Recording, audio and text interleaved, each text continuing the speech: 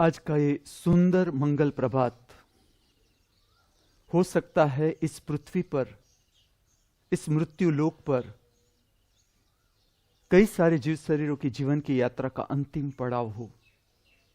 आज का ये सुंदर मंगल प्रभात ये भी तो हो सकता है इस पृथ्वी पर, इस मृत्यु लोक पर कई सारे जीव शरीरों की जीवन की यात्रा का नया प्रारंभ हो।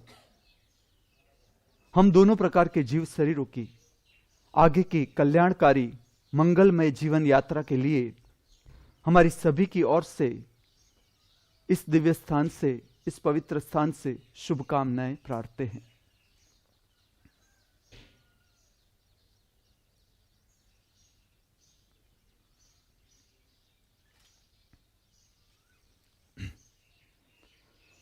The school of divine arts में युद्ध कला, द्वंद्व युद्ध कला का धर्म के साथ का संबंध, आध्यात्म के साथ का संबंध, इस विषय पर आगे बात करूंगा।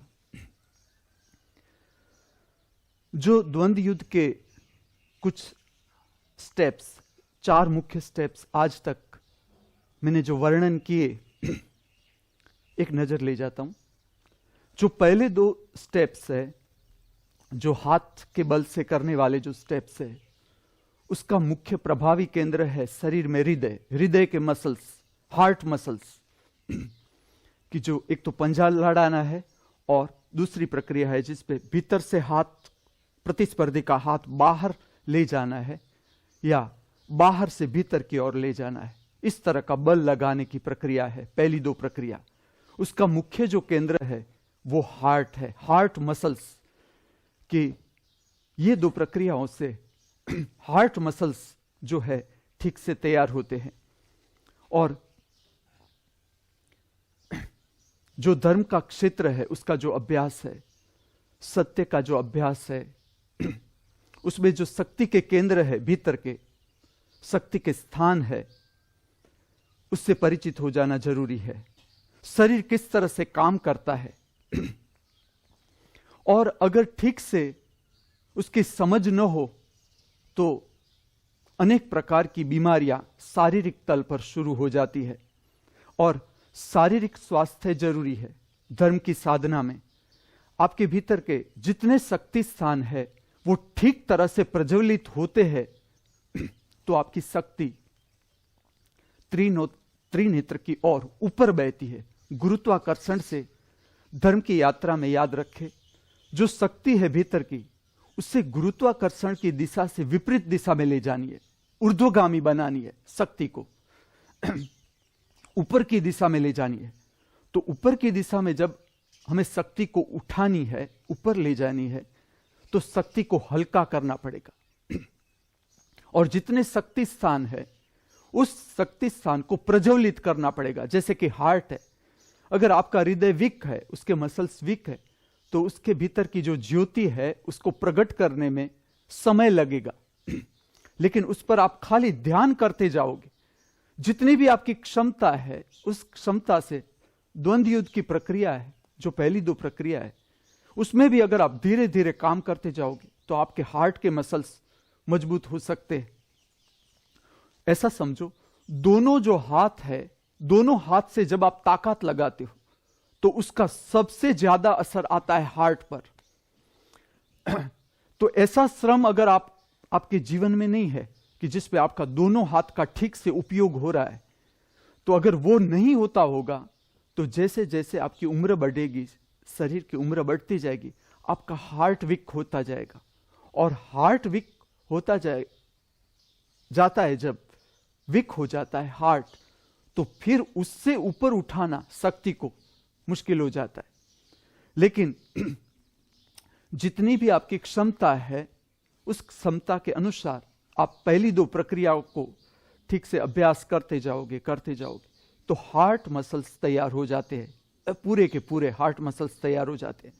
क्योंकि ये जीवंत व्यक्ति के साथ की एक प्रक्रिया है, जीवंत व्यक्ति के साथ।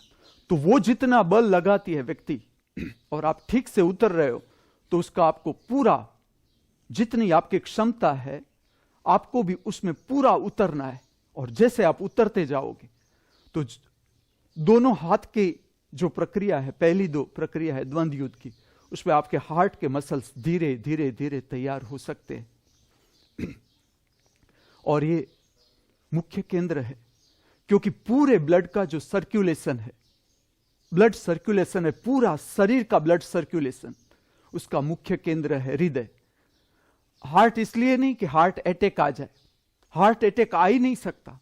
अगर ठीक से आप जियोगे तो हार्ट की कोई बीमारी लागू पड़ ही नहीं सकती, और इसमें कुछ बड़ा करना ही नहीं। आप किसी के भी साथ, समझ लो एक छोटा बच्चा है, उसके साथ भी आप हाथ का पंजा लड़ा सकते हो, कोई इसमें बड़ी बात नहीं है। या आपको खाली इतना ध्यान देना है कि जो हाथ से की जाने वाली एक्सरसाइज है, उससे मुंह नहीं मोड़ना है। जैसे कि कुछ उठाने की, आपको बाल्टी उठानी है तो अच्छी बात है, बाल्टी उठाओगे आप तो उसका जोर आएगा, हार्ट के मसल्स पर जोर आएगा। ठीक से अगर आप एक्सरसाइज समझते जाओगे तो आपके हार्ट के मसल्स ठीक से तैयार हो सकते हैं, और आप उससे ऊपर उठ सकते हो, आपकी शक्ति उससे आगे जा सकती है। तो द्वंद्व युद्ध की पहली जो दो प्रक्रिया है, उसका मुख्य केंद्र है हृदय, कि तुम्हारे हृदय के मसल्स को ठीक से तैयार करना। और उसके साथ जुड़े हुए हैं वो हाथ के जो मसल्स है, वो हृदय के साथ, हृदय पर जितनी आप हाथ की एक्सरसाइज ठीक से करोगे, फिर वो पुलअप्स भी हो सकते, दंड बैठक भी हो सकते, दंड हो सकते, पुशअप है वो हो सकते, कि जिसमें आपके दोनों हाथ की जिस पे जरूर पड़ती है, या दो हाथ जो है वो व्यायाम के मुख्य केंद्र है, तो उसका इंटरनल केंद्र हो जाता है हार्ट। और द्वंद्व युद्ध की जो पहली दो प्रक्रिया है वो है हार्ट के मसल्स को ठीक से तैयार करना। जो तीसरी प्रक्रिया कि शोल्डर के साथ करनी है। जब आप शोल्डर से काम करते हो, शोल्डर से आप शक्ति को, बाहर से आपको लगता है कि शोल्डर वर्क कर रहा है, शोल्डर से आप प्रतिस्पर्धी के साथ आप शक्ति का प्रयोग कर रहे हो, लेकिन आप इंटरनल देखो तो दो प्रभावी स्थान है, और उसमें जो मुख्य है वो है बैकबोन, आपकी करोड़रज्जु, रीढ़। इस पर सबसे लचीली बनती है आपकी रीढ़। अगर आप ठीक से शरीर का व्यायाम नहीं समझोगे तो जैसे जैसे आपकी उम्र बढ़ती है, आपकी रीढ़ की जो हड्डियां हैं वो एक दूसरे के साथ जुड़ती जाती है, स्टीफ हो जाती है आपकी रीढ़। आपकी रीढ़ की जो मणके है, जिसे हम कहते हैं मणके, छोटे छोटी जो रीढ़ बटी हुई है इस तरह से, जैसे एक माला में मणके होते हैं, इस तरह से रीढ़ में मणके होते हैं। अगर उसकी स्ट्रेचेबिलिटी है, उसकी स्थिति स्थापकता है रीढ़ की, वो आपने ठीक एक्सरसाइज से आप नहीं संभालोगे, नहीं समझोगे, तो आप देखोगे धीरे धीरे धीरे रीढ़ की हड्डियां एक दूसरे के साथ जुड़ती जाती है। सच में दो रीढ़ के जो मणके हैं, रीढ़ के दो मणके, उसके बीच योग्य अंतर रहना चाहिए, वो एक दूसरे के साथ जुड़ने नहीं चाहिए। अगर ठीक से एक्सरसाइज न की जाए उम्र के बढ़ने के साथ साथ, तो रीढ़ की सारी हड्डियां एक दूसरे के साथ जुड़ जाती है और इसके कारण आपको अनेक बीमारियां लागू पड़ सकती है। जैसे आपकी उम्र बढ़े, कितनी ऐसी जॉइंट्स की बीमारियां हैं जिसका कारण है कि रीढ़ की दो जो हड्डी है उसके बीच का अंतर कम हो गया, या दोनों रीढ़ की हड्डियां एक हो गई, तो उसके भीतर से जो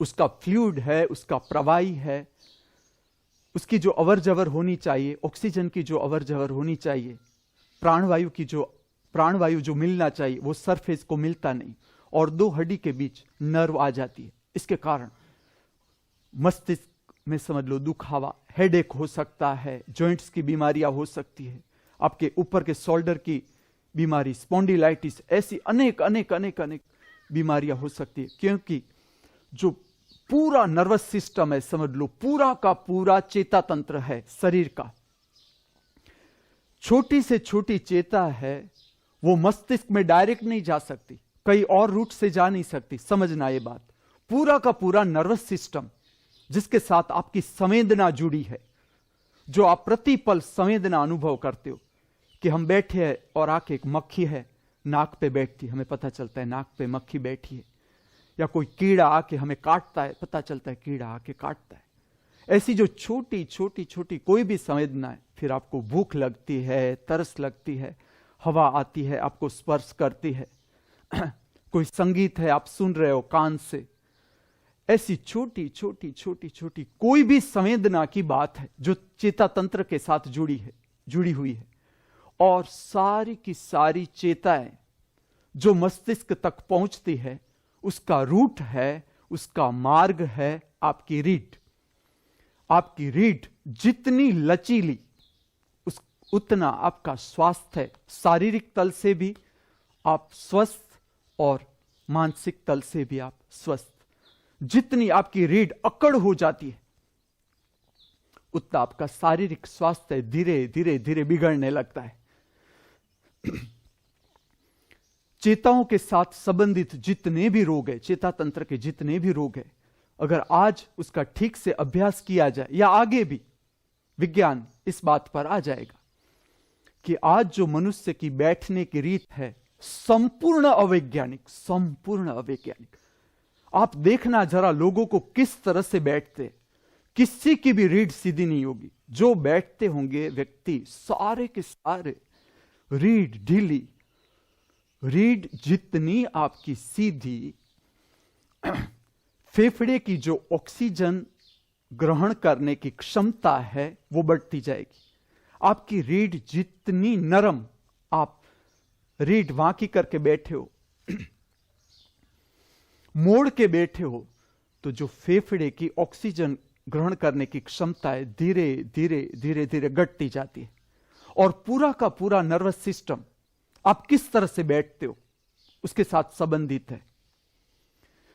जैसा आप रीढ़ सीधी करते हो, खाली रीढ़ सीधी ही करते हो और कुछ नहीं करते, अपने आप शक्ति का एक भाग है। समझ लो कि 100% शक्ति ऊपर नहीं उठ रही, फिर भी शक्ति का 1% भाग, समझो कि 1% भाग खाली रीढ़ सीधी करने से, मूलाधार चक्र से अपने आप शक्ति ऊपर चली जाती है, अपने आप त्रिनेत्र की ओर जाती। और जो भीतर विचार बनने की प्रक्रिया है, स्वप्न बनने की प्रक्रिया है, धारणा बनने की प्रक्रिया चल रही है, उसकी विद्युत चल रही है, उसको तोड़ देती है। वो इतनी 1% विद्युत खाली बहती है ऊपर खाली रीढ़ सीधी करने से। फिर भी आप देखोगे तो जो मानसिक स्वास्थ्य है आप प्राप्त कर सकते हो खाली रीढ़ सीधी करने से, कि आप खाली रीढ़ सीधी करके बैठने की प्रक्रिया पर ध्यान दो। और ये मुझे इसलिए कहना पड़ा कि मैं देखता रहा कि कौन ठीक से, मैं ये अभ्यास ही करता रहा कि कौन व्यक्ति आके ठीक से बैठता है। और मैं तुम्हें ये बात शायद दब गई हो, लेकिन मैं तुम्हें कहूं कि गुरु के सामने बैठने का जिस तरह से तुम एक रिस्पेक्ट देते हो गुरु को, कि तुम झुकते हो, इसी के साथ ये बात जुड़ती है कि इसके सामने कभी भी आप ढीली रीड करके बैठो ही नहीं। अगर गुरु को आप सच में प्रेम करते हो, या गुरु शिष्य का जो मार्ग है उसको आप महत्व देते हो, तो गुरु तुम्हारा, जिस तरह से शक्ति का केंद्र सूर्य है, इसी तरह से जो गुरु है वो तुम्हारी शक्ति का केंद्र हो गया। गुरु के भीतर से जो आत्मिक शक्ति बहती है वो तुम्हारे भीतर स्पर्श करेगी तुम्हें, और इसके लिए जरूरी है तुम्हारा आसन कि तुम रीढ़ सीधी करके बैठो। और जिसकी भी क्षमता है शरीर की, जिसकी क्षमता है वो टेका न ले। जरूर आप, अगर आपको शरीर में कोई, मैं ऐसा शरीर के साथ में जड़ता करने की, उसके साथ बड़जबरी करने की बात मैं नहीं करता, लेकिन जिसकी क्षमता है वो तो टेका ले ही नहीं। क्योंकि टेका लेने से क्या होता है, मैं तुम्हें कहूं, रीढ़ की अपनी एक विद्युत है जो नीचे से ऊपर जाती है, दो दिशा में बहती है, ऊपर से नीचे भी जाती है, नीचे से ऊपर भी जाती है। ऐसा समझो कि प्रतिपल मन ऑर्डर देता है, प्रतिपल ये काम चलता है, तुम्हें पता हो कि न, प्रतिपल शरीर में जो काम चलता है वो इस तरह का चलता है। समझ लो कि एक मक्खी आके बैठी, तुरंत वो संवेदना ऊपर जाती है मगज में। कहां से? रीढ़ से। उसकी विद्युत जाती है रीढ़ से। मगज अपने आप काम करता है, तुम्हें कुछ करना नहीं पड़ता। मगज अपने आप भीतर काम करता है। ऐसा सेंटर है, एक रिसेप्टिव सेंटर है कि जहां से रिसेप्शन, उसे ग्रहण किया जाता है कि कौन सी संवेदना आई। तो मक्खी बैठी है नाक पर, वो संवेदना भीतर आती है, मन के अंदर रिसेप्ट होती है, उसका अर्थघटन होता है अपने आप भीतर, वहां से ऑर्डर आता है, तुम्हें पता भी नहीं। ये सारी प्रक्रिया प्रतिपल बनती रहती। वो ऑर्डर आता है, वो ऑर्डर आता है हाथ को कि उड़ाओ मक्खी को, वो फोर्स आता है। जब वो ऑर्डर आता है तो जो शक्ति केंद्र है जिससे हाथ में शक्ति पहुंचे, हाथ हिले, वो मक्खी उड़ाए, वो अपने आप हो जाता है, हमें ध्यान भी नहीं। ऐसी तो कितनी प्रक्रिया होती है। आप समझो जितने कोष उतनी संवेदना ग्रहण करने वाली चेताएं, या जो मन से ऑर्डर आता है वो भी उसको ले जाने वाली चेताएं प्रति कोष के साथ जुड़ती है। ये मैं विज्ञान की बात कर रहा हूं, ये कोई आध्यात्मिक बात नहीं है। जो शरीर का विज्ञान है वो मैं तुम्हें समझा रहा हूं। तो इस तरह से रीढ़ से प्रतिपल मन के साथ, जो मन के केंद्र है उसके पास संवेदना जाती है, और मन से जो संवेदना का अर्थघटन होता है और उससे जो जरूरी काम करवाना है, शरीर के अंगों से काम करवाना है, उसका जो ऑर्डर आता है वो मन से आता है। तो ये प्रक्रिया प्रतिपल चल रही है, और वो जो प्रक्रिया चल रही है उसका जो मुख्य स्थान है जहां से वो बहती है, जो ब्रिज है, ऐसा समझो जो ब्रिज है पूरा शरीर की संवेदना को जो ले जाने वाली चेताएं है, जो मगज में ले जा रही है सारी संवेदनाएं, वो जो बहती है उसका जो ब्रिज है वो है आपकी रीढ़। तो आपकी रीढ़ जितनी मजबूत, लचीली, मजबूत का अर्थ है लचीली, लचीलापन, स्थितिस्थापक होनी चाहिए आपकी रीढ़। जितनी भी यौगिक एक्सरसाइज है, जहां भी यौगिक व्यायाम है, उसमें उसका मुख्य जो हेतु है, लक्ष्य है, वो है शरीर को लचीला बनाना। शरीर की स्थितिस्थापकता है, जिस तरह से रबर होती है, इस तरह से पूरा शरीर एक रबर की तरह है। छोटे जो मसल्स है भीतर, मसल्स के भी छोटे छोटे हिस्से हैं, वो सारे के सारे हिस्से एक समझो रबर के टुकड़े हैं, छोटे भीतर। और इसी के कारण हमारे शरीर के सारे ऑर्गन्स जो है वो प्रोटेक्ट होते हैं अपने आप। तो आपकी रीढ़ जितनी लचीली, उतना आपका शरीर का स्वास्थ्य उत्तम, उतना आपका मन स्वस्थ। नकारात्मक भाव जीवन में कम या होंगे ही नहीं। खाली आप रीढ़ सीधी करके बैठना सीखोगे। जब भी आप बैठो, ये पहले आदत डालनी पड़ेगी, क्योंकि हम रीढ़ कभी सीधी करके बैठे ही नहीं। हम रीढ़ को तुरंत हमारी रीढ़ झुक ही जाती है, बेंड हो ही जाती है। जब भी आपका ध्यान जाए, जहां मैं हूं वहां तो आपको कह ही दूंगा कि आप रीढ़ सीधी करें। मेरे व्याख्यान में आते रहेंगे, रीढ़ की बात आती रहेगी और अपने आप आपकी रीढ़ सीधी हो जाएगी। लेकिन जब मैं नहीं हूं, आप अकेले काम कर रहे हो, बैठ के सब्जी काट रहे हो या और कोई काम बैठ के कर रहे हो, पढ़ रहे हो, टीवी देख रहे हो, ऐसी कुछ भी काम कर रहे हो, आप तुरंत जैसा ध्यान जाए कि आपकी रीढ़ बेंड हो गई, आप सीधी कर दो। उसके साथ जो शरीर का एक बैलेंस है, बैलेंस करने वाले जो मैकेनिज्म है, वही मैकेनिज्म काम करता है तुम्हारा मानसिक स्वास्थ्य मेंटेन करने का, उसको योग्य रूप में रखने का काम करता है, मन को जो संतुलित करता है, वो मैकेनिज्म प्रभावित होता है उससे। तो मन की ऐसी बहुत सी बीमारियां हैं जो शुरू होती है निराशा से, हताशा से, जीवन बोझिल लगता है ऐसे भावों से, कंटाड़ा, ये सारे भाव धीरे धीरे धीरे भीतर जमते जाते हैं, अपना अड्डा बनाते जाते हैं। जैसे आप रीढ़ सीधी करते हो, फेफड़े की ऑक्सीजन की ग्रहण करने की क्षमता बढ़ जाती है, फेफड़े की भीतर जो विषाक्त द्रव्य है उसे बाहर फेंकने की क्षमता भी बढ़ जाती है रीढ़ के सीधी करने मात्र से। और जैसे ये प्रक्रिया ठीक से होती है, आपका त्रिनेत्र अपने आप प्रभावित होता है, अपने आप। रीढ़ सीधी करने से आपका त्रिनेत्र अपने आप प्रभावित होता है। तो जो तीसरी प्रक्रिया है द्वंद्व युद्ध की, वो जुड़ती है एक रीढ़ के साथ। दूसरा समझने जैसी बात है, हमारे लोअर लिम्स से जो पैर है और उसके भी पीछे के मसल्स जो है वो धीरे धीरे धीरे धीरे, पता नहीं चलता आपको, लेकिन धीरे धीरे धीरे वीक होते जाते, एकदम वीक हो। और आप समझो कि जो घूंटी से नीचे का पैर है, आप देखो 25% है, आप शरीर को देखो जरा ठीक से, जो घूंटी से नीचे का पैर है वो 25% है, और उसके ऊपर वेट आता है 75% शरीर का वेट आता है घूंटी के ऊपर। अब जो घूंटी है उसमें दो हड्डी एक साथ जुड़ी नहीं है, दो हड्डी के बीच अंतर है, और वो भी अंतर अगर आप योग्य व्यायाम नहीं जानोगे, समझोगे नहीं, तो वो दोनों हड्डी एक हो जाती है। उसके भीतर भी नर्व दबती है, चेताएं दबती है। इसके कारण घुट्टी के अनेक रोग लागू हो सकते हैं उम्र के बढ़ने के साथ साथ, क्योंकि ऊपर का वेट अगर आप ध्यान नहीं रखते तो उम्र के साथ साथ पेट नहीं बढ़ना चाहिए, वेट बढ़ना नहीं चाहिए उम्र के साथ साथ। और अगर बढ़ता है तो तुम्हारा वेट एक्सरसाइज वाला होना चाहिए, स्ट्रेचेबल होना चाहिए तुम्हारा शरीर। देखो मैंने जब 100 kg वेट किया था, मेरा शरीर 55 kg से लेकर 100 kg वेट किया था, फिर भी मेरे दोनों पैर 180 डिग्री धारण कर सकते थे, या मैं दोनों पैर को मेरे गले पर ले जा सकूं। तो स्ट्रेचेबिलिटी समाप्त नहीं होनी चाहिए तुम्हारी। तुम्हारा वेट अगर बढ़ रहा है, शरीर का वजन बढ़ रहा है, तो उसके साथ शरीर की जो लचीलापन है या जो शरीर की स्थितिस्थापकता है, स्ट्रेचेबिलिटी है, वो कम नहीं होनी चाहिए, वो उतनी ही रहनी चाहिए।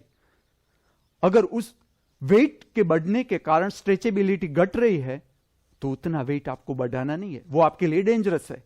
वो वेट आपके हार्ट पर बर्डन होगा और घुंटी पर बर्डन होगा।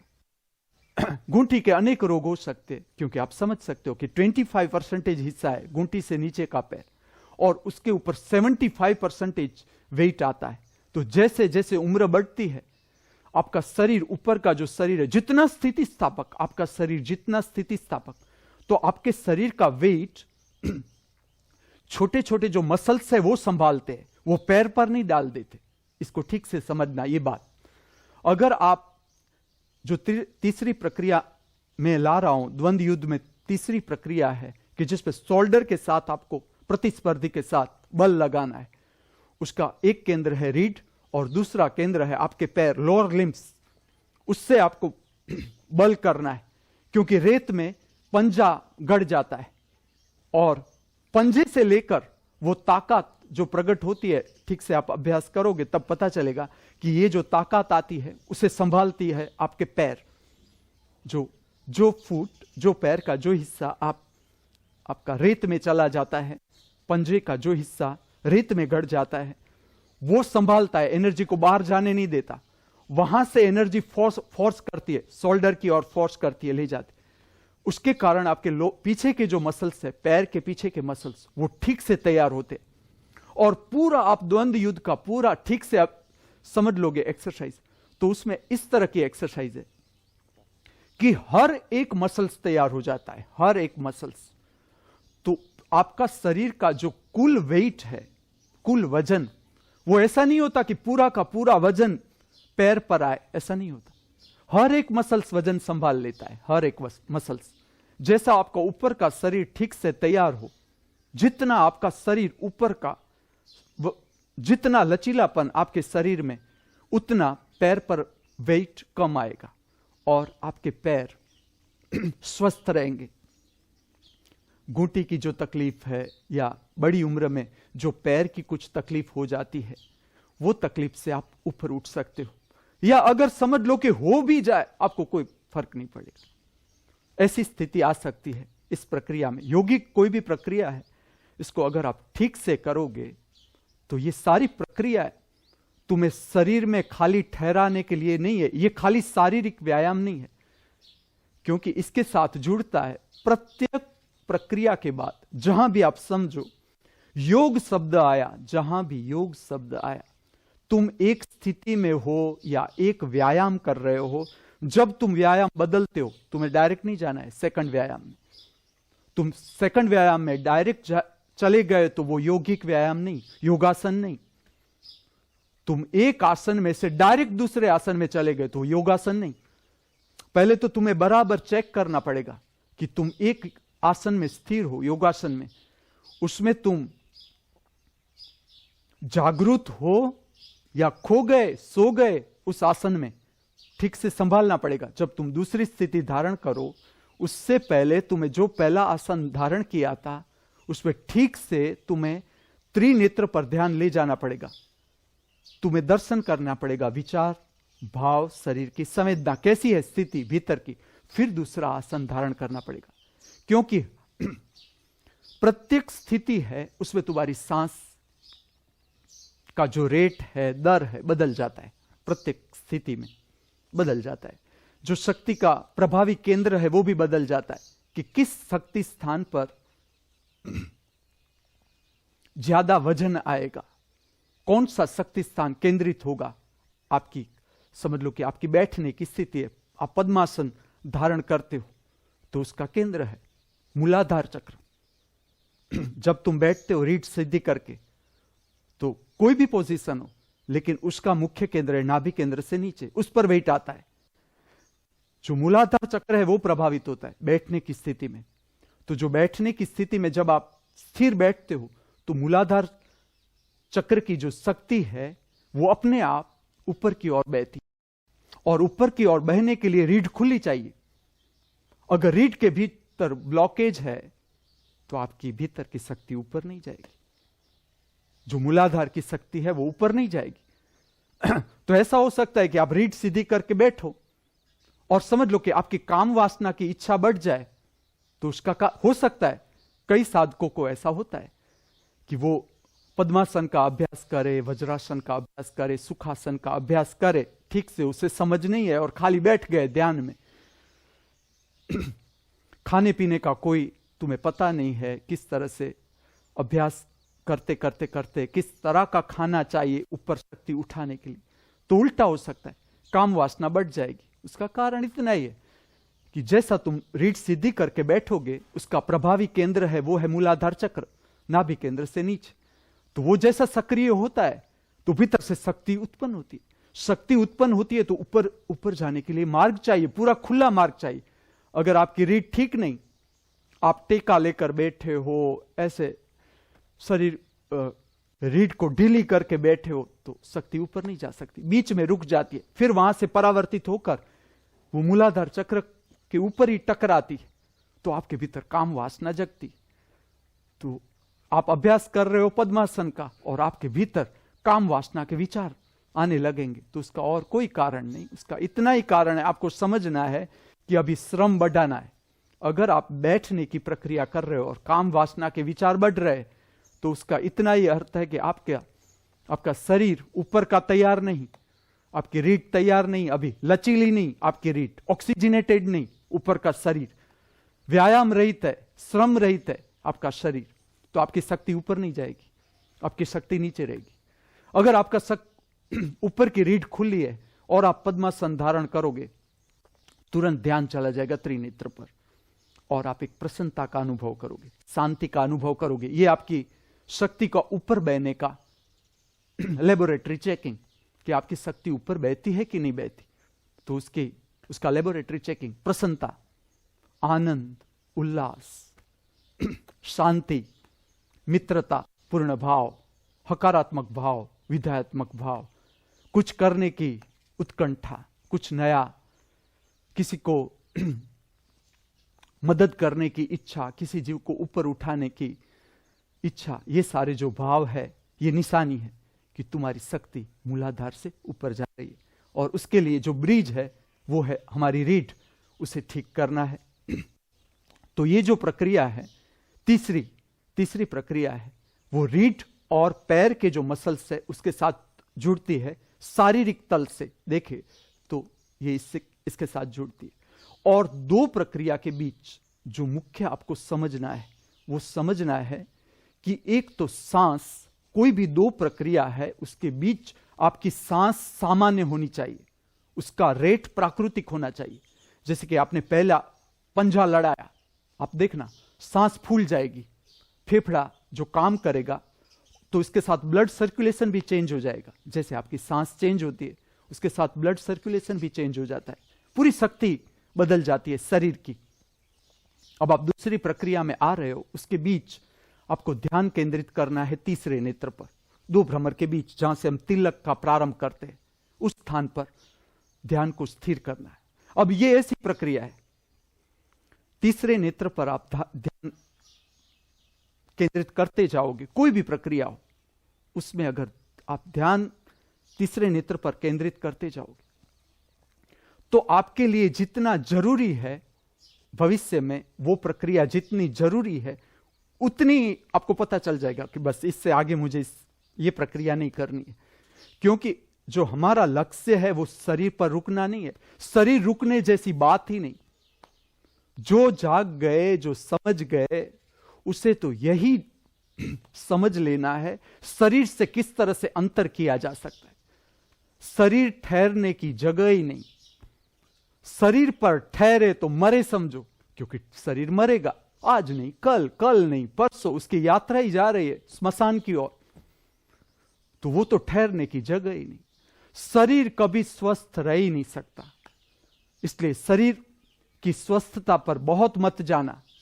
शरीर से किस तरह से ऊपर उठा जा सकता है, जैसे जैसे आप ऊपर उठते जाओगे शरीर को, अपने जो प्राकृतिक शरीर है उसे आप छोड़ते जाओगे, अपने आप स्वस्थ होता जाएगा शरीर अपने आप।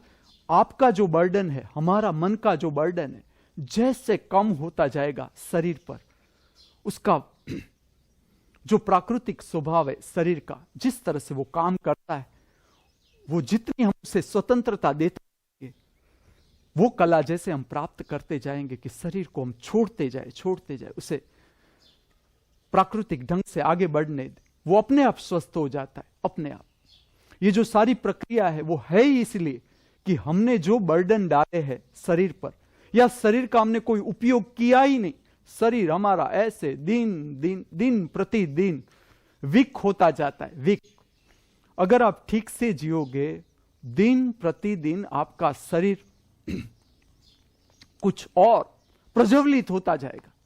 आपके शरीर का जो लचीलापन है, उसकी जो स्थितिस्थापकता है, वो बढ़ती जाएगी। धीरे धीरे आपका शरीर प्रकाशित होता जाएगा। अगर ठीक दिशा में आप काम कर रहे हो तो उम्र के साथ आपका शरीर बुझ नहीं जाएगा, आपके शरीर की जो आभा है और प्रज्वलित होगी और सुंदर होगी। और यही ढंग, यही देखना है कि हम ठीक से यात्रा कर रहे हैं कि नहीं कर रहे जीवन की। जैसे जैसे आपका शरीर योग्य व्यायाम से तैयार होता जाएगा, जैसे जैसे ऑक्सीजनेटेड होता जाएगा, भीतर के विषाक्त द्रव्य है वो बाहर फेंकते जाओगे आप, और प्रतिदिन आप नया प्राणवायु भीतर शरीर को देते जाओगे। तो जो शरीर तैयार होगा वो इस तरह का तैयार होगा कि शरीर के जो, अगर शरीर में कोई रोग भी हुआ आपको फरियाद नहीं होगी कोई। आपका अंतर बन सकता है शरीर के साथ, ऐसा अंतर कि ये जो आपकी प्रसन्नता में कोई फर्क नहीं पड़ सकता। समझ लो कि रामकृष्ण परमहंस पिछली उम्र में कैंसर था, उससे ऐसा हो जाता है क्योंकि शरीर से इतना अंतर हो जाता है। जो कैंसर होता है वो ऐसे ही नहीं होता। कैंसर के दो प्रकार की घटना बनती है हमारे भीतर। एक होता है परम सुसुप्ति, एकदम सुसुप्त है, तुम बिल्कुल खो गए, बिल्कुल खो गए, तुम्हें पता ही नहीं कि जीवन क्या है, तुम क्या कर रहे हो, इतनी सुसुप्ति है भीतर, तुम्हें कैंसर पकड़ लेगा। और दूसरा भाग है इतना दूर चले गए, तुम शरीर से इतना ऊपर उठ गए कि शरीर रहा ही नहीं, शरीर का तुम्हें पता ही नहीं है कि नहीं, इतना तुम अंदर चले गए, भीतर चले गए, ऊपर चले गए, ऊपर के क्षेत्र में इतना तुम प्रविष्ट हो गए, इतने प्रभावी हो गए, ऊपर के केंद्र इतने प्रभावी हो गए कि पूरी की पूरी शक्ति ऊपर खींच गई, शरीर के लिए कोई शक्ति रही नहीं, इतनी शक्ति ऊपर खींच गई। जैसे कि रामकृष्ण को कैंसर हुआ तो आध्यात्म का जो विज्ञान जानते हैं उसे पता है कि क्यों कैंसर हुआ, तो शक्ति पूरी ऊपर खींच गई, ऊपर के केंद्रों की ओर चली गई, नीचे के केंद्र को और जाने की कोई जरूरत ही न थी। अब तो सारी शक्ति ऊपर के केंद्र की ओर चली गई, तो शरीर इतना अलग हो गया उसका, तो कैंसर की बीमारी हो गई। लेकिन ऐसे लोग, ऐसी जो व्यक्ति है, उसे अगर आप मिलने जाओ, उसके चेहरे पर कोई तुम्हें पता भी नहीं चलेगा कि इसे इतना कैंसर है कि वो 1 महीने के बाद नहीं रहेगा। ऐसा हो सकता है, इतना आपका शरीर से अंतर हो सकता है। शरीर से अंतर तब हो सकता है जब आपका शरीर पूरा ऑक्सीजनेटेड हो, उससे पहले नहीं हो सकता। जब आपके शरीर की क्षमता जितनी है प्राणवायु लेने की, और भीतर का जो जितना बोझिल कचरा है, वो चाहे फैट के स्वरूप में है, चाहे प्रोटीन के स्वरूप में, जितना बोझिल कचरा है शरीर के ऊपर, वो पूरा दहन होना चाहिए, भीतर से पूरा दहन। और तभी आपको शरीर का सच्चा स्वास्थ्य का स्वाद आ सकता है, और तब आप शरीर से ऊपर उठ सकते हो, शरीर से मुक्त हो सकते हो। जो चौथी प्रक्रिया काल मैंने समझाई, वो प्रक्रिया थी जिसके मुख्य केंद्र 2 है, द्वंद्व युद्ध की चौथी प्रक्रिया, जिसमें प्रभावी केंद्र है, एक है मस्तिष्क, दूसरा है पेट, पेट के मसल्स, मस्तिष्क के मसल्स। क्योंकि ये भी दोनों ऐसे क्षेत्र है जिस क्षेत्र से हमें परिचित होना जरूरी। पेट ऐसा केंद्र जहां से भोजन की शक्ति पूरे शरीर में बढ़ती है, और जो मस्तिष्क है, जिसका अंतिम, हमारे शरीर का ऊपर का अंतिम हिस्सा, जिसके मसल्स है, आप ऐसा देखो कि कंठ चक्र से ऊपर का जो हिस्सा है, उसके जो मसल्स है, उसका कोई अगर आप ठीक से नहीं समझोगे तो ऊपर के जो मसल्स है उसका कोई उपयोग ही ना होगा, जीवन भर कोई उपयोग ना होगा। चौथा जो व्यायाम है कि जिसमें सर का बल से हमें जो हमारा प्रतिस्पर्धी है उसे उसकी दिशा में फेंकना है, ऐसा बल तुम्हें मस्तिष्क के मसल से उसके साथ लगाना है, और उसके साथ पूरा का पूरा कंठ चक्र, जो गर्दन है, गर्दन के मसल्स, वो भी धीरे धीरे वीक होते जाते हैं। जब उम्र बड़ी होती है और स्पॉन्डिलाइटिस हो जाता है, तो उसका कारण है कि जो गर्दन के ऊपर के मसल्स है वो वीक हो जाते हैं, उसको पकड़ने वाले मसल्स धीरे धीरे ग्रिप कम हो जाती है। जैसे हमारी उम्र बढ़ती है, गुरुत्वाकर्षण नीचे की ओर खींचता है मसल्स को, तो हमारे गर्दन के मसल्स भी वीक होते जाते हैं। आप जरा ये प्रक्रिया करके देखना कि पेट में आप अपना मस्तिष्क डाल के उसको जोर करो कि कितना जोर आता है। जरा जिसने आगे ये प्रक्रिया की नहीं है या व्यायाम से जो परिचित नहीं है, वो जल्दबाजी न करे, धीरे धीरे इस प्रक्रिया में उतरे, नहीं तो पेट के मसल्स खराब हो सकते हैं, नुकसान हो सकता है। धीरे धीरे, कोई जल्दबाजी न करे। समझ लो कि पेट में दुखावा हो रहा है तो ऐसी प्रक्रिया मत करे। ये तो खाली मैं समझा रहा हूं कि जब आप बल करोगे, मस्तिष्क से बल करोगे, तब आपको पता चलेगा कि कितना आपकी गर्दन कितनी लचीली है। अगर आपकी गर्दन लचीली नहीं है और आप ये प्रक्रिया करने जाओगे, गर्दन पकड़ जाएगी, उसके मसल्स में पेन होगा या लटक जाएगी गर्दन। इसमें कोई घबराने की बात नहीं है, आपके मसल्स तैयार नहीं, गर्दन के मसल्स तैयार नहीं। तो जो ऐसी क्रियाएं हैं जिसमें गर्दन के मसल्स तैयार करने, वो प्रक्रियाओं से परिचित होना है। और जब वो ठीक हो जाती है गर्दन के मसल्स, फिर ये प्रक्रिया में उतरोगे तो पता चलेगा कि गर्दन पर कितना वेट आता है। गर्दन पर, मस्तिष्क पर पूरा ब्लड सर्कुलेशन चेंज हो जाता है। ऊपर के क्षेत्र का जो सामान्य हम जीवन जीते हैं, जिस तरह से हम लोग जीते, उसमें तो पेट में ही चला जाता है, ब्लड प्लेट में ही चला जाता है, और मस्तिष्क तक जो जाता है वो कार्बन डाइऑक्साइड ही जाता है। जो विषाक्त द्रव्य है वही पहुंचता है। उसका कारण है, किस तरह से आपको पता चलेगा कि तुम्हारा जो मस्तिष्क है वो प्राणवायु ठीक से ग्रहण कर रहा है या कार्बन डाइऑक्साइड ठीक से ग्रहण कर रहा है? आपका मूड। अब अगर आपका मूड पॉजिटिव है तो समझ लो ऊपर के क्षेत्र प्राणवायु ग्रहण कर रहे हैं, और अगर आपका मूड ठीक नहीं है, बोझिल लगता है आपको जीना, या एक क्षण आपको बोझिल लगता है, कंटाड़ा लग रहा है, तो आप समझो पेट से ऊपर की ओर कार्बन डाइऑक्साइड जा रहा है। बाहर नहीं फेंका आपने ठीक से, जो मॉर्निंग एक्सरसाइज में बाहर फेंकना चाहिए कार्बन डाइऑक्साइड, वो नहीं निकला, तो वो अगर ऊपर जाएगा तो आपका मूड अच्छा नहीं रहेगा। ये उसका लेबोरेटरी चेकिंग कि आपका मूड पॉजिटिव, तो उसका अर्थ है कि जो पेट से पैदा हुआ पॉजिटिव जो पोषण युक्त द्रव्य है ऑक्सीजन के साथ ऊपर पहुंच रहे हैं, अगर वो नहीं है, अगर आपका मूड नेगेटिव है, तो विषाक्त द्रव्य कार्बन डाइऑक्साइड के साथ मगज का जो क्षेत्र है, खोपड़ी का जो क्षेत्र है, मस्तिष्क का जो क्षेत्र है, वो प्रभावित हो रहा है।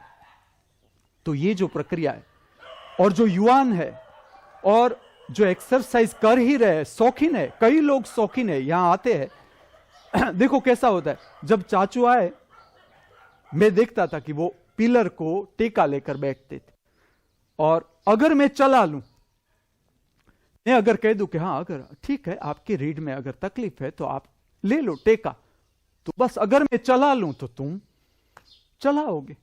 तुम देखो, मैं बगासा कम हो गया, जैसा मैं स्ट्रिक हुआ कि नहीं गुरु के सामने बगासा, गुरु के वक्तव्य में बगासा चाहिए ही नहीं, या तुम उठ जाओ या मैं उठ जाऊं, वो चाहिए ही नहीं, वो अपमान है गुरु का। जिस तरह से तुम गुरु के सामने चंपल पहनकर नहीं जाते या उसके सामने सर झुकाते हो, ऐसा डिसिप्लिन तुम जानते हो, तो तुम बगासा खाते हो गुरु के सामने, तुम उल्टा। और ये कोई, मैं तुम्हें आध्यात्मिक विज्ञान का रहस्य कहूं, तुम जिसे रिस्पेक्टेबल व्यक्ति मानते हो, या तुम ऐसा समझो कि तुम गुरु के पास आए हो, किस लिए आए हो? गुरु का दर्शन करने तुम आए हो, या गुरु के वक्तव्य में तुम बैठे हो और तुम उसके सामने बगासा खा रहे हो? उल्टी प्रक्रिया होगी। देखो, जहां गुरु बैठता है सब प्रकार की आत्माएं खींचती है, सब प्रकार की, और वो तो खोजती ही रहती है शरीर की जो नकारात्मक आत्मा है, किसे बगासा आता है उसके शरीर में घुस जाऊं मैं, तो तुम यहां से जाओगे, उल्टी प्रक्रिया होगी। बगासा वक्तव्य में खाके खाते गए हो घर पर, उल्टा होगा। तुम गए थे गुरु के दर्शन लेकर और बोझिल भाव लेकर तुम घर जाओगे, ये ठीक नहीं। और अगर बगासा आ रहा है तो मैं ऐसा नहीं कहता कि नहीं आना चाहिए, लेकिन मैं तुम्हें दिखाता हूं कि किस तरह से बगासा को बाहर फेंकना है। बगासा है कि तुम्हारा पेट में बढ़ गया वायु, ऐसा विषाक्त वायु बढ़ गया कि अब फेफड़ा नहीं ले रहा है, तो तुम्हें गुरु के शरीर के ऊपर बगासा नहीं डालना है, या जो आजू बाजू बैठा है उसके ऊपर बगासा नहीं डालना है। तुम्हें पीछे जाके थोड़ी एक्सरसाइज करके, चाय भी तैयार होगी, थोड़ी चाय पी लो, थोड़ी एक्सरसाइज कर लो, फिर आके बैठो, फ्रेश होकर बैठो। तो ये विज्ञान है जिससे हमें समझना है। तो चौथी प्रक्रिया जो है उसमें रीढ़ और जो पैर के पीछे के मसल्स है वो ठीक से तैयार होते हैं, और इसके साथ साथ जो तीसरी प्रक्रिया, रीढ़ और जो पैर का पिछला हिस्सा है वो ठीक से तैयार होता है, क्योंकि ये जो पैर का पिछले मसल्स है वो जनरली उस पर ध्यान जाता ही नहीं, वो धीरे धीरे धीरे पैर को खलास कर देता। और जो चौथी प्रक्रिया है जिसमें पेट, तुम्हारा मस्तिष्क का क्षेत्र गर्दन के साथ तैयार होता है, गर्दन के साथ। आप ऐसा समझो कि जो शक्ति स्थान है, समझ लो मूलाधार चक्र, नाभि से नीचे, फिर पेट स्वयं बहुत बड़ा शक्ति का केंद्र पेट, फिर इसके ऊपर आए तीसरा केंद्र हृदय, हृदय चक्र, चौथा केंद्र कंठ चक्र। ये चार ऐसे स्थान है कि जिसे अगर डिसेक्शन किया जाए, शरीर को खोला जाए, तो वहां ग्लैंड मिल सकती है अनेक प्रकार की, जिसका शक्ति के साथ, शक्ति को प्रकट करने के लिए या शक्ति को संतुलित करने के लिए, शक्ति का योग्य डिस्ट्रीब्यूशन करने के लिए उसका अपना एक हिस्सा है, एक काम है, ये मैकेनिज्म है शरीर का। लेकिन जहां से त्रिनेत्र की बात आती है वहां से सब कुछ रहस्यमय हो जाता है। तुम बाहर से कितना काटो, काट कुट करो, कुछ पता नहीं चलता कि उसका कारण है कि ये भीतर जाने का मार्ग है, भीतर के जगत की ओर जाने का मार्ग है। भीतर का जगत है जिस तरह से बाहर का जगत है। तुम जब भीतर दर्शन करते हो, तुम समझ लो कि तुम अंधेरा देखते हो, चलो प्रकाश तुमने नहीं देखा, लेकिन जरा ठीक से देखना कि प्रकाश तुमने देखा। अगर तुमने देखा तो उसका अर्थ है कि सूक्ष्म प्रकाश है। अगर तुमने अंधेरा भी देख सके तुम, तो उसका अर्थ है कि सूक्ष्म प्रकाश है। वो सूक्ष्म प्रकाश कहां से आ रहा है? तो वो जो सूक्ष्म प्रकाश आ रहा है जिसमें तुम विचार देख सकते हो, भाव देख सकते हो, अपना मूड देख सकते हो, अपने शरीर की संवेदना को देख सकते हो, दर्शन कर सकते हो। तो दर्शन का जो प्रकाश है भीतर, वो जो खिड़की है वो है त्रिनेत्र। वहां से सब कुछ रहस्यमय हो जाता है।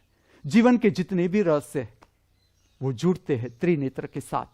वहां से बाहर के डिसेक्शन में तुम्हें कुछ नहीं मिल सकता, कुछ भी नहीं आ सकता हाथ कि योग में जो वर्णन है वो एक भी वर्णन तुम्हें बाहर के डिसेक्शन से नहीं मिल सकते, क्योंकि उसके लिए तुम्हें दर्शन की यात्रा पर निकलना पड़ेगा भीतर के। और वो ये मार्ग है कि जहां से जीवन के अनेक रहस्य जुड़ते, जीवन स्वयं जुड़ता है। जो आत्मा के साथ जीव का संबंध है या भीतर का जो सूक्ष्म अवकाश है उसके साथ तुम्हें संबंध बनाना है, उसमें प्रविष्ट होना है, प्रवेश करना है। तो ये जो क्षेत्र है त्रिनेत्र, ये वहां से प्रारंभ होता है। जो मैं एक आपको समझा रहा था कि दो प्रक्रियाओं के बीच, कोई भी दो प्रक्रिया है द्वंद्व युद्ध की, अभी मैं द्वंद्व युद्ध की बात कर रहा हूं, तो द्वंद्व युद्ध की कोई भी प्रक्रिया है दो, उसके बीच एक तो आपकी सांस प्राकृतिक हो जाने देनी है, सामान्य हो जाने देनी है, जल्दबाजी नहीं करनी है। और जो आपका प्रतिस्पर्धी है उसे भी, वो भी अगर काम कर रहा है, उसकी सांस अभी नॉर्मल नहीं हो रही है, तो उसे जल्दबाजी नहीं करवानी है कि जल्दी जल्दी आगे की कुश्ती करो। ये खाली कुश्ती नहीं, मैं तुम्हें सिखा रहा हूं। तो एक तो आपकी सांस नॉर्मल होने देनी है, दो प्रक्रियाओं के बीच सामान्य होने देनी है। जब तुम्हारी सांस के साथ का एक रहस्य समझो, तुम्हारी सांस जितनी भारे अशुद्ध, तुम्हारे जीवन में बोझिल भाव, नकारात्मक भाव ज्यादा। बोझिल भाव, नकारात्मक भाव के साथ जुड़ता है भय, चिंता, कंटाड़ा, ये ज्यादा। उसका कारण है कि तुम्हारी सांस भारे है। तुम्हें अगर धर्म में यात्रा करनी है, तुम्हें लगता है कि तुम काम कर रहे हो ध्यान में, लेकिन ध्यान ठीक से लगता नहीं, इतने साल हो गए, 20 साल संन्यास लेकर हो गए, लेकिन कुछ घटा नहीं, तो उसका और कोई कारण नहीं।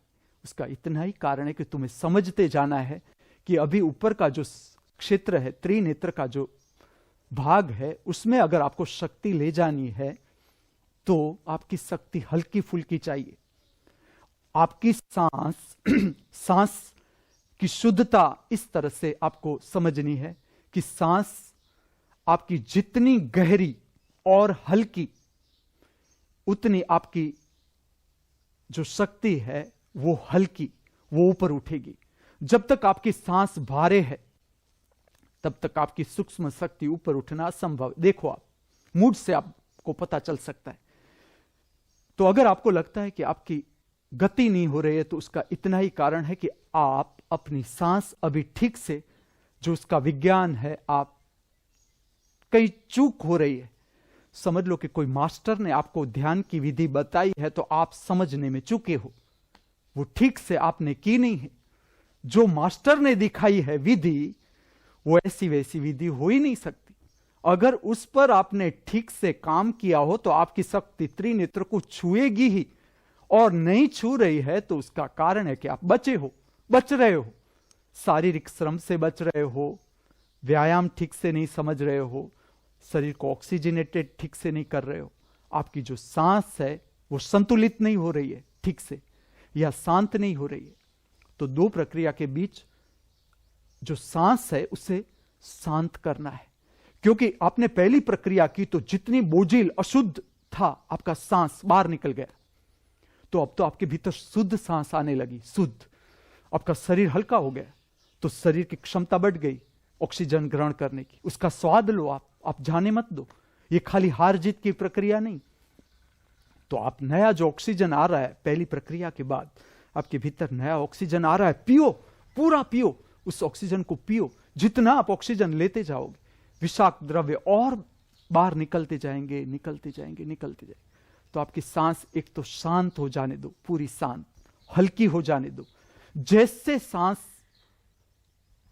हल्की होती है, शुद्ध होती है, आपके भीतर की सुषुम्ना नाड़ी जो पसार होती है रीढ़ से, वो प्रभावित होती है, और उसमें जो आपकी मूलाधार की शक्ति है, अपने आप जो एक्स्ट्रा एनर्जी है आपके भीतर की, वो ऊपर की ओर जाती है। आप जरा देखना, जब आप व्यायाम शुरू करो उससे पहले का आपका मूड, और ठीक से व्यायाम किया है तो उसके बाद का आपका मूड कितना फर्क हो जाता है। तो ये फर्क होता है, उसका इतना ही कारण है, एक तो आपकी सांस सामान्य हो गई और सांस हल्की हो गई। जैसे सांस हल्की होती है कि नीचे की शक्ति अपने आप ऊपर बहने लगती है, और ये इसका प्रमाण है कि आप पॉजिटिविटी का अनुभव करो, ये इसका प्रमाण है। इसके साथ साथ समझना है तीसरे नेत्र पर ध्यान को रखना। जैसे एक प्रक्रिया समाप्त हो जाए, सांस को सामान्य हो जाने दे, आपका ध्यान तीसरे नेत्र पर ले जाए।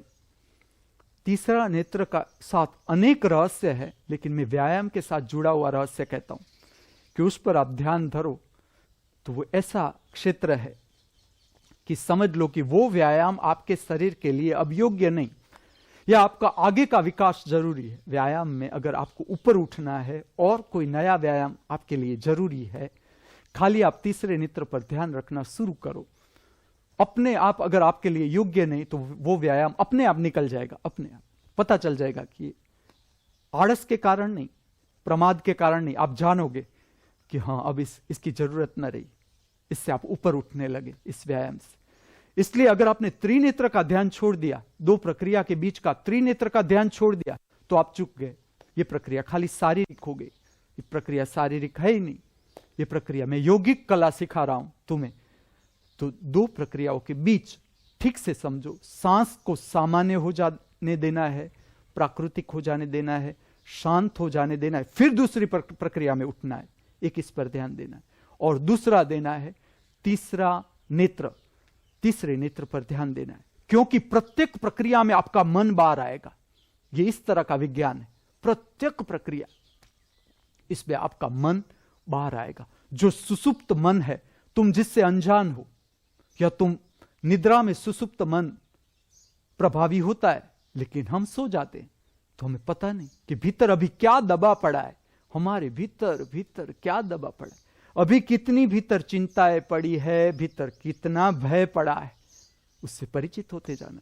ऐसा नहीं कि हम धर्म के रास्ते पर जाए और हम हमारे क्षेत्र से अनजान हो, ये इसकी कला ही नहीं।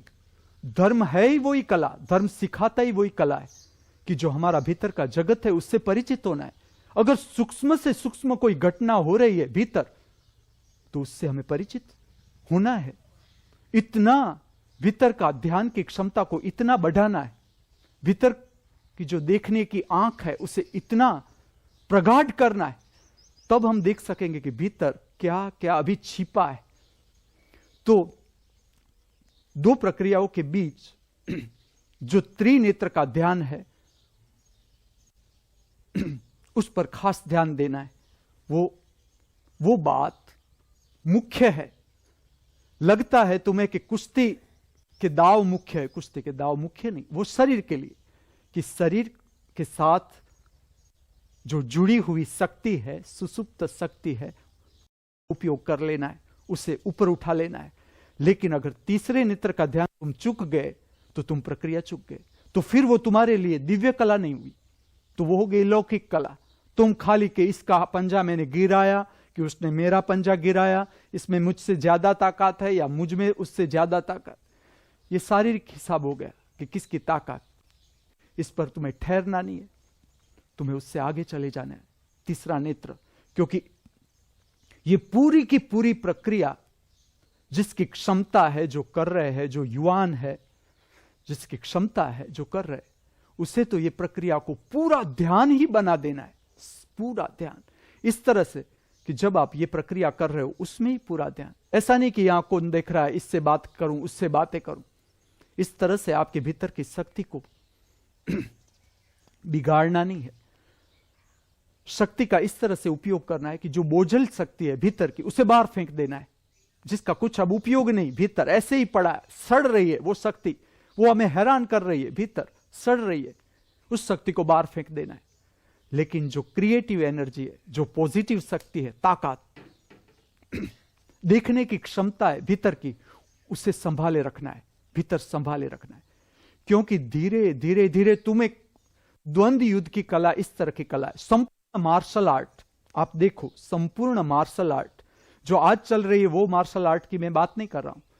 जो जैन फकीरों ने मार्शल आर्ट प्रकट की, उसका दृष्टिकोण था कि विविध प्रक्रियाओं से भीतर की जो देखने की शक्ति है उसे जगाई जाए, या ऐसा समझो कि विविध प्रक्रियाओं के साथ ध्यान की क्षमता को बढ़ाया जाए। इस तरह की प्रक्रिया थी, समझो प्रक्रिया ऐसी थी कि एक जैन मास्टर एक शिष्य को कहता है, एक पोटला देता है कि तुझे इसे संभालना है, देख कोई ले न जाए तेरे पास से। पोटला अगर खोल के देखे तो उसमें कुछ भी नहीं, फिर वो पोटला देता है गुरु, तो वो शिष्य संभालते रखता है कि कोई ले न जाए। अब वो दूसरे 10 शिष्यों को कहता है कि तुम्हें उससे ये पोटला उठाना है, ले लेना है उसके पास से। उसे कहता है कि तुझे पोटला संभालना है, और 10 शिष्यों को कहता है कि उसके पास से तुम्हें किसी भी तरह से पोटला ले आना है, क्योंकि वो देखना चाहता है कि जो पोटला मैंने दिया है कितनी जागृति के साथ वो संभाल सकता है। और ये एक प्रक्रिया है, ये प्रक्रियाएं थी इस तरह की, जो मैं तुम्हें कहता हूं वो इस तरह की प्रक्रियाएं थी कि जिसमें वो देखता है कि शिष्य की जागृति कितनी है, कि गुरु ने कहा है कि ये पोटला तुम्हें संभालना है। वो कहता है कि 1 वीक के बाद या 1 महीने के बाद तुम्हें मुझे वापस देना है, या 1 दिन के बाद, कल सुबह मुझे वापस दे देना है। और इसके बीच वो और 10 को भेज देता है कि तुम्हें ये ले आना है किसी भी तरह से इसके पास। तो उससे वो संभालता है। इस तरह से जागृति बढ़ाते गए शिष्यों में, जो जागृति का मार्शल आर्ट का जो बाहर अर्थघटन हुआ पूरा का पूरा गलत। ऐसा अर्थघटन होने लगा कि कोई डाकू से संपत्ति, कोई फकीर है, वो अपनी संपत्ति कि अगर कोई ने उसे सोना दिया है या रुपया दिया है या खाने का दिया या वस्त्र दिया है, ऐसा कुछ भी दिया है, उसको संभालने के लिए उसने मार्शल आर्ट खोजी। वो फकीरी का, वो तो संसारी हो गया। अगर उसे कुछ भी संभालने के बाहर अगर कुछ भी है, उसे संभालने में इतना रस है, तो वो संसारी हो गया, वो सन्यासी हुआ ही कहां। और वो दृष्टिकोण ही न था, उसका एक दृष्टिकोण था तो वो ये था कि ध्यान की जो शक्ति है तुम्हारे भीतर, जागृति की शक्ति है, तुम कितने सुसुप्ति में हो या जागे हुए हो, वो देखने की एक कला थी। पूरी मार्शल आर्ट की जितनी प्रक्रियाएं हैं, उसमें जितने दाव पेच सिखाए जाते, जूडो हो, कराटे हो, आगे भी बात करूंगा, इसके उदाहरण भी दूंगा तुम्हें। तो ऐसी जो छोटी मोटी प्रक्रिया थी, उसका इतना ही कारण था कि तुम्हारे भीतर की जो सुसुप्त शक्ति है, तुम्हें जागरण में लाया जा सके। जिस तरह से तुम देखना, जरा देखना कि एक कुत्ता सोया हुआ है, उसके बिल्कुल पास आप जाके देखना कि पदचाप एकदम शांत कर दो, सांस को शांत करके उसके पास आप धीरे धीरे। लेकिन एक बात कहूं, कुत्ता से आप परिचित होना चाहिए, ऐसा कुत्ता पसंद करना, अनिकेश जैसा नहीं। उसके पास आप जाके जरा उसका देखना कि कैसा, कितनी निद्रा है, देखना। कुत्ते की बात कर रहे हैं, मनुष्य तो अभी आया ही नहीं। आप देखना जरा कि वो किस तरह से निद्रा में लेटा हुआ है। जैसे आप जाओगे, अभी छुओगे कि नहीं कि वो जाग जाएगा, आपके साथ खेलना शुरू कर देगा। अगर वो आपका मित्र है तुरंत जाग जाएगा। और अगर वो सोया है तो भी वो सोया नहीं, वो आपसे परिचित है, उसे ये पता है, विश्वास है कि ये मुझे कुछ करेगा नहीं।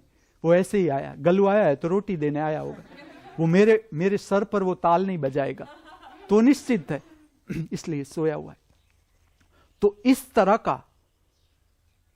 तरह की जागृति देने के लिए मार्शल आर्ट की सारी प्रक्रियाएं थी, सारी प्रक्रिया थी नहीं है, लेकिन अगर उसमें आप त्रिनेत्र का ध्यान चुक रहे हो तो वो खाली शारीरिक व्यायाम हो गया, आपका बहिर्मुखी अभ्यास हो गया।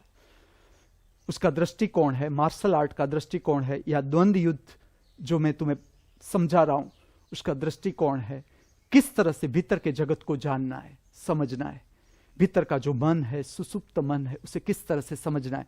भीतर का जो सुसुप्त भाव है उसको किस तरह से समझना है। जिस तरह से आप इस पे गहराई पाते जाओगे तो आपका सुसुप्त मन भी आप उतना ही समझते जाओगे। ये इसका उद्देश्य है।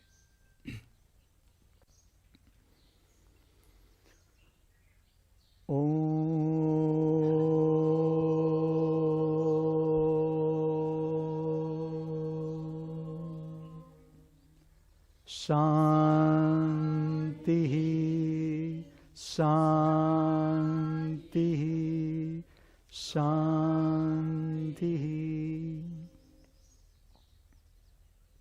हम सब सदा हमारे भीतर परम शांति का अनुभव करते रहे। हम सब सदा हमारे बाहर परम शांति का अनुभव करते रहे। हम सब सदा सर्वत्र परम शांति का अनुभव करते रहे। इस शुभ भाव के साथ, इस प्रार्थना के साथ, मुझसे जो बोला, आपसे जिसने सुना, उस परम दृष्टा स्वरूप, परम साक्षी स्वरूप परमात्मा के चरणों में मैं मेरा वंदन अर्पण करता हूं। मेरा वंदन स्वीकार करे। अस्तु।